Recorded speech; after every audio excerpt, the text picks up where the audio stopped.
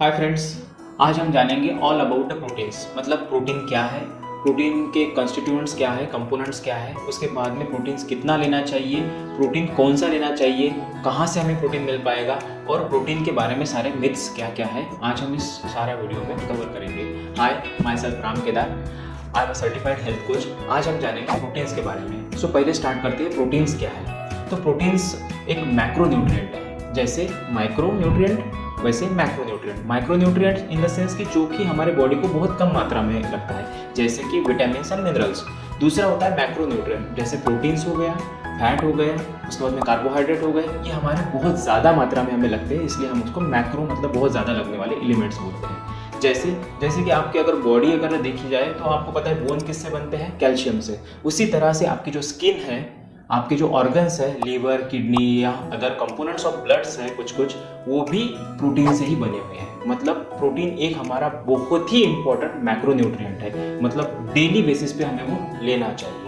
दूसरी बात है मैक्रोन्यूट्रिएंट प्रोटीन जो है वो कितना लेना चाहिए, इसके बारे में हम जानेंगे। प्रोटीन्स जो होता है पर केजी, मतलब एक आप सटीक तरीके से अगर देखोगे तो 0.8 ग्राम पर केजी बॉडी वेट के हिसाब से, तो 1.2 ग्राम पर बॉडी केजी वेट के हिसाब से हम ले सकते हैं। उससे ज़्यादा भी हम ले सकते हैं, लेकिन अगर आप जिमर हो या एथलीट हो या फिर कोई फिजिकल एक्टिविटी आप कर रहे हो तो आपको वो डेफिनेटली उससे ज़्यादा रिकमेंड ले सकते हैं। लेकिन आप फिर भी कुछ भी नहीं कर रहे हो, फिर भी आपको 1 ग्राम पर केजी बॉडी वेट के हिसाब से प्रोटीन लेना चाहिए।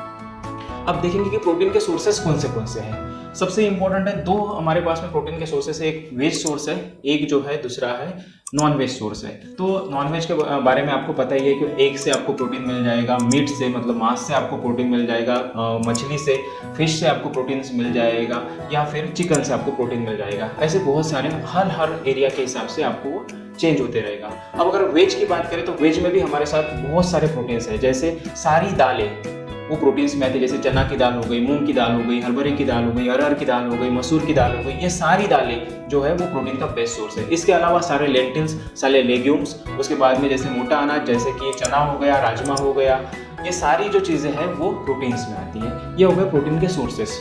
तो हम जानेंगे, दूसरी बात यह है कि हमारे प्रोटीन्स अगर हम ले रहे हैं, हमने ये भी जाना कितना लेना है, लेकिन अगला सवाल आता है ये कैसे गिने कि हमारे बॉडी में प्रोटीन की मात्रा जो है वो सही तरीके से आ रही है, कितना ग्राम प्रोटीन जा रहा है, वो कैसे गिने। तो इसका सिंपल सा मैं आंसर दूंगा कि आप रोज का अपना डाइट, जो कि ब्रेकफास्ट है, डाइट है, डिनर है, उसको कैलकुलेट कर सकते हैं। कैसे कैलकुलेट कर सकते हैं? सिंपली आप गूगल पर जाइए, उनसे डालिए कि I have at this one, मैंने अगर 1 कटोरी चना खाया है तो उसमें कितना ग्राम प्रोटीन मुझे मिला होगा। अप्रोक्सीमेशन 1-2-3 ग्राम इधर उधर हो सकता है, लेकिन वो बहुत अच्छी तरह से आपको एक संतुलित आहार, मतलब संतुलित प्रोटीन कितना गया आपके इसमें, वो आपको एक अप्रोक्सीमेट वैल्यू दे देगा। तो 5-10 ग्राम इधर उधर हो सकता है, बट वो एक अप्रोक्सीमेशन कैलकुलेशन होता है। तो आप जान सकते हैं कि आपको वो प्रोटीन मिल पा रहा है या नहीं मिल पा रहा है। दूसरी इससे सबसे इंपॉर्टेंट बात होती है कि आप कैसे जानेंगे कि आप में प्रोटीन की डिफिशियंसी है या नहीं है। ये बहुत इंपॉर्टेंट सवाल है, क्योंकि बहुत लोगों को पता ही नहीं है कि अपनी बॉडी प्रोटीन डिफिशिएंट है। एक सर्वे किया गया है और सर्वे के हिसाब से अगर आप गूगल पे जाओगे, टाइप भी करोगे, तो आपको एक सर्वे मिलेगा कि 80% ऑफ इंडियंस जो कि उनमें प्रोटीन की मात्रा कम पाई गई है, और उसी वजह से आज लाइफस्टाइल डिसऑर्डर है या और चीज़ें हैं, ये सारी चीज़ें बढ़ती जा रही है। मैं आपको कुछ उदाहरण बताता हूँ। जैसे आप लैब टेस्ट करोगे तो आपको पता चल जाएगा कि आपके इसमें कितना प्रोटीन वैल्यू है।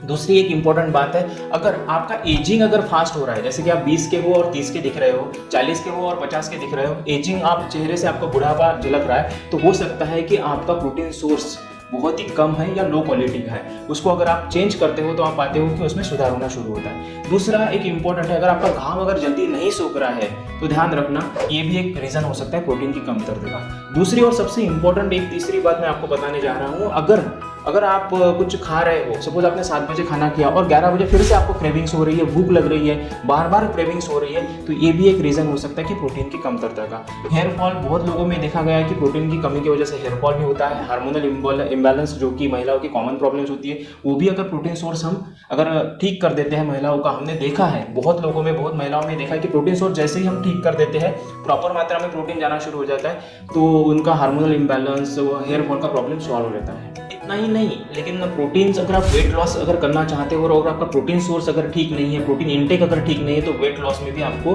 मदद नहीं मिलती है। ये सारी चीज़ें जो है वो प्रोटीन के संबंध में है। तो देखिए कि अगर आप प्रोटीन जो है एक बिल्डिंग ब्लॉक एलिमेंट है, जैसे कि स्ट्रेंथ, स्टेमिना, इंड्योरेंस, ये सारी चीज़ें कहाँ से आती है? प्रोटीन से आती है, क्योंकि प्रोटीन ही मसल्स डेवलप करता है। अल्टीमेटली अगर प्रोटीन कम होगा तो आप में ये सारी चीज़ें अपने आप कम हो जाएगी। इसलिए मैं चाहता हूँ कि आप प्रोटीन पाउडर का इंटेक बहुत अच्छी तरह से अपने बॉडी में रखिए। नेक्स्ट सवाल आता है कि मेरा एक सवाल आप सब लोगों से ये है कि क्या ये सारा प्रोटीन्स जो है आप डेली ले सकते हो? सपोज एक उदाहरण लेते हैं कि एक व्यक्ति अगर 70 किलो का है तो क्या 70 ग्राम प्रोटीन्स आप अपने खाने में इंक्लूड कर रहे हो? फॉर एग्जांपल के तौर पे हम लेते हैं कि सपोज एक हम 100 ग्राम चना हम सुबह ले लेंगे, चना में एक 20 ग्राम प्रोटीन हम कंसिडर या 25 ग्राम प्रोटीन कंसिडर करते हैं। हम 2 बार चना लेंगे तो 25 और 25 50 ग्राम प्रोटीन। लेकिन क्या आप 100 ग्राम चना 2 बार या फिर राजमा 2 बार खा सकते हो?